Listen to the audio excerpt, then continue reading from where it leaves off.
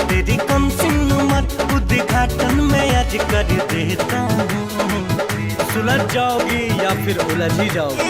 पांडे जी का बेटा हूँ, चुम्मा चिपक के लेता हूँ। अरे पांडे जी का बेटा हूँ, चुम्मा चिपक के लेता हूँ।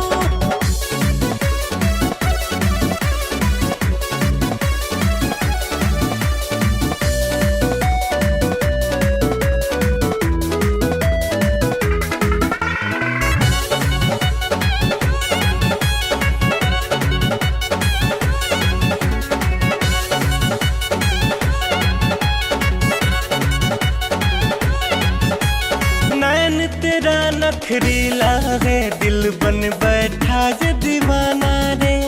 डालना ऐसे दाना मुझ पे, खोज के नया बहाना रे, खोज के नया बहाना रे। नैन तेरा नखरीला है, दिल बन बैठा ये दीवाना रे।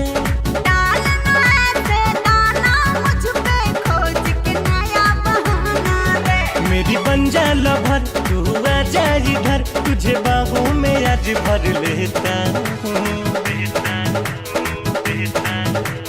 पांडे जी का बेटा हूँ, चुम्मा चिपक के लेता हूँ। अरे पांडे जी का बेटा हूँ, चुम्मा चिपक के लेता हूँ।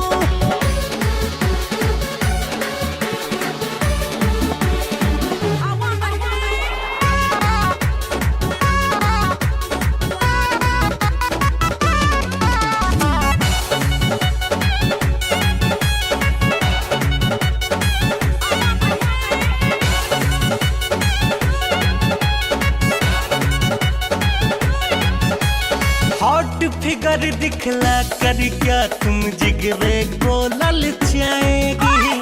तुम जैसे परवाने को ये परी हाथ ना आएगी, परी हाथ ना आएगी। हॉट फिगर दिखला कर क्या तुम जिगरे को ललचाएगी। तुम जैसे परवाने को ये परी हाथ ना आएगी। तेरे होठों का जाम कर दे मेरे नाम, ये ऑफर मैं तुझको देता हूँ। दिखा दूंगा। पांडे जी का बेटा हूँ, चुम्मा चिपक के लेता हूँ। अरे